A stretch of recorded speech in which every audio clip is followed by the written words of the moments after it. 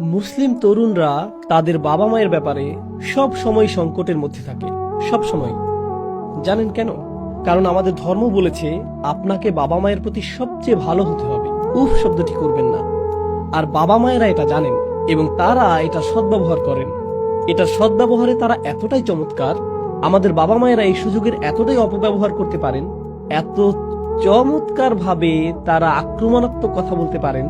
আমি দোয়া করি আপনাদের বাবা মায়েরা আপনাদের প্রতি সদয় হন এবং আল্লাহ আমাদের বাবা মায়েদেরকে ক্ষমা করুন এবং উত্তম প্রতিদান দিন।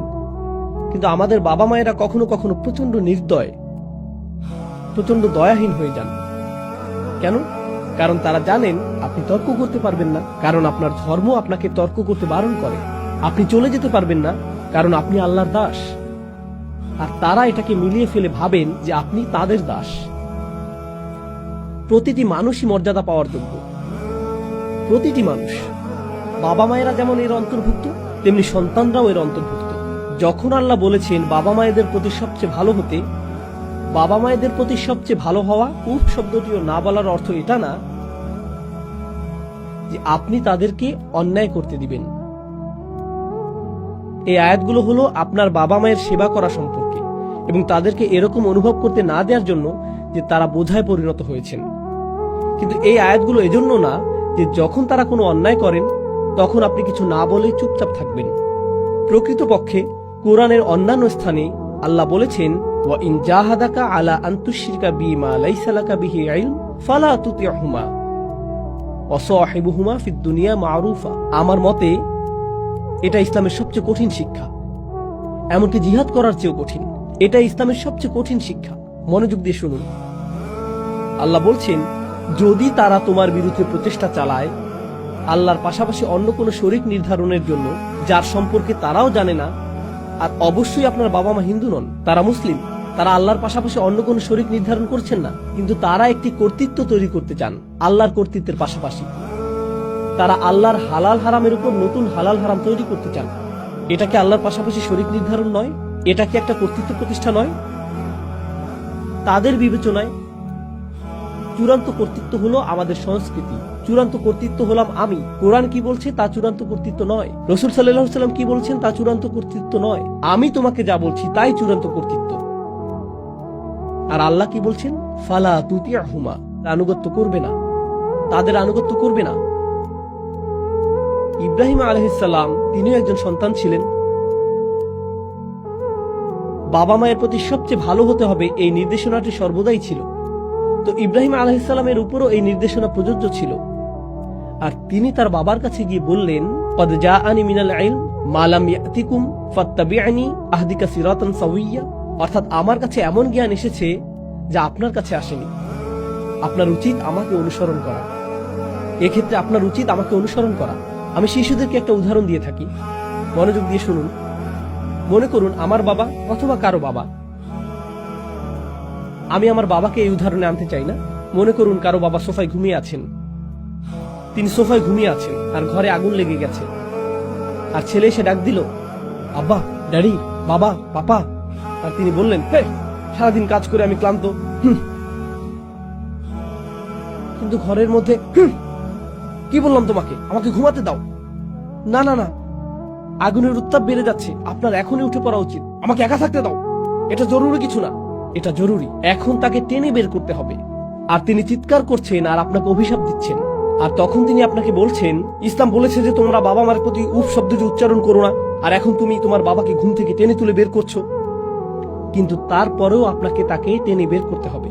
আপনি বলতে পারবেন না যে তুমিই ঠিক বাবা, তোমাকে বাইরে আনা আমার উচিত হয়নি, দুঃখিত, আমি বাড়িতে আগুনে পুড়তে দিয়ে বাইরে চলে যাচ্ছি, আমি এই আয়াতটি অনুসরণ করছি। এটা কি যুক্তিসঙ্গত আচরণ? না।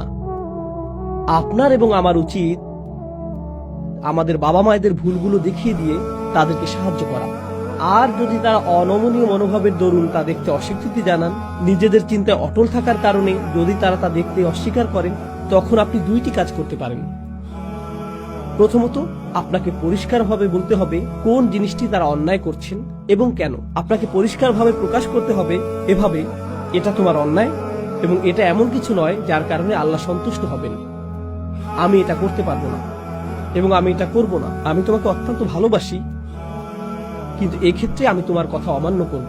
আমি তোমার পা মাসাজ করে দিব, আর তুমি প্রয়োজনে তোমার জুতা দিয়ে আমাকে আঘাত করো, কিন্তু তারপরেও আমি তোমার কথা অমান্য করব। কারণ আল্লাহ বলেছেন, অসহিবুহুমা ফিদ দুনিয়া মারুফা, অর্থাৎ একই সাথে যথাযথভাবে তাদের সঙ্গ দাও। এটা ইসলামের সবচেয়ে কঠিন নির্দেশনা। কেন? কারণ আপনি তাদেরকে রাগান্বিত করছেন এবং তারপরেও তাদের সঙ্গ দিচ্ছেন, দুইটি একই সাথে। আর আপনি আপনার অবস্থান অনড় থাকবেন, তারা আপনাকে লজ্জিত করতে পারেন, আর আপনার অধিকার আছে আত্মপক্ষ সমর্থনের। আপনি বলবেন, তোমরা যা বলছো তা সত্য না, তোমরা যা করছো তা অন্যায়। তোমরা যখন আমার সাথে এভাবে কথা বলো, তোমাদের এই কথা ফেরেশতারা লিখে ফেলেন। তোমাদের আরেকটি ব্যক্তি সত্তাকে অপমানিত করার অধিকার নেই, আপন সন্তান হলেও তোমাদের সে অধিকার নেই। আল্লাহ আমাকে তোমাদের প্রতি সবচেয়ে ভালো হওয়ার নির্দেশনা দেওয়ার অর্থ এই নয় যে তিনি তোমাদেরকে আমার প্রতি সবচেয়ে খারাপ হওয়ার অধিকার দিয়ে দিয়েছেন। এটা সঠিক নয়। আমারও অধিকার আছে, আর কিছু ক্ষেত্রে আপনি বেরিয়ে আসতে পারবেন। আপনি কথোপকথনের মাঝখান থেকে বের হয়ে আসতে পারেন, কারণ আপনি তাদেরকে আরো বেশি পাপ করা থেকে রক্ষা করছেন। এটাও আপনার বাবা মায়ের প্রতি আপনার একটা করুণা বলে গণ্য হতে পারে, আর তাদের প্রতি কোনো খারাপ ভাষা ব্যবহার করা থেকে বিরত থাকতে পারলেন। কারণ আল্লাহ বলছেন, মা ইয়ালফিযু মিন কওলিন ইল্লা লাদাইহি রাকীবুন আতীদ। মানুষ যদি একটি শব্দ উচ্চারণ করে, এর জন্য তার পাশে একজন পর্যবেক্ষক নিযুক্ত থাকেন, যার কাজ হলো সবকিছু লিপিবদ্ধ করে রাখা। আমাদের বাবা মায়েদের কথাও লিপিবদ্ধ হচ্ছে। তো আপনি যদি বুঝতে পারেন যে তারা মূর্খতাপ্রসূত কোনো কথা বলে ফেলবেন, তাহলে এটা উত্তম যে আপনি তাদেরকে কিছুক্ষণের জন্য একা থাকতে দিন।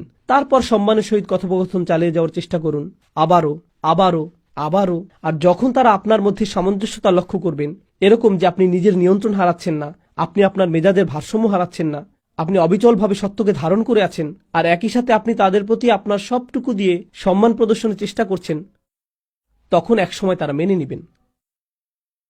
এক সময়, এটা হঠাৎ করে হবে না। এই নির্দেশনাটি হলো বৈপ্লবিক। এটা সহজ বিষয় নয়। বৈপ্লবিক, এটা সহজ বিষয় নয়। আল্লাহ তার ইবাদতের পরে এই বিষয়টাকে স্থান দিয়েছেন। অকদা রব্বুকা আল্লা তা'বুদু ইল্লা ইয়াহু ওয়া বিল ওয়ালিদাইনি ইহসানা। বাবা মার প্রতি সবচেয়ে ভালো হওয়াকে তিনি তার ইবাদতের পাশে স্থান দিয়েছেন, কারণ তার ইবাদতের কারণে অনেকেই অনেক বাধার সম্মুখীন হয়ে থাকে। আর আপনার বাবা মার উদ্দেশ্যে ইহসান প্রদর্শন করাও এক ধরনের জিহাদ। আর আমি দোয়া করি যাতে আল্লাহ আমাদের বাবা মায়েদের হৃদয়গুলোকে উন্মুক্ত করে দেন এবং আল্লাহর দ্বীনের শিক্ষাগুলো মানার ব্যাপারে তাদের হৃদয়ে কোমলতা দান করেন। আর ইনশাআল্লাহ আল্লাহ আপনাদের চরিত্রকে ব্যবহার করুন তাদের হৃদয়গুলোকে উন্মুক্ত করার জন্য।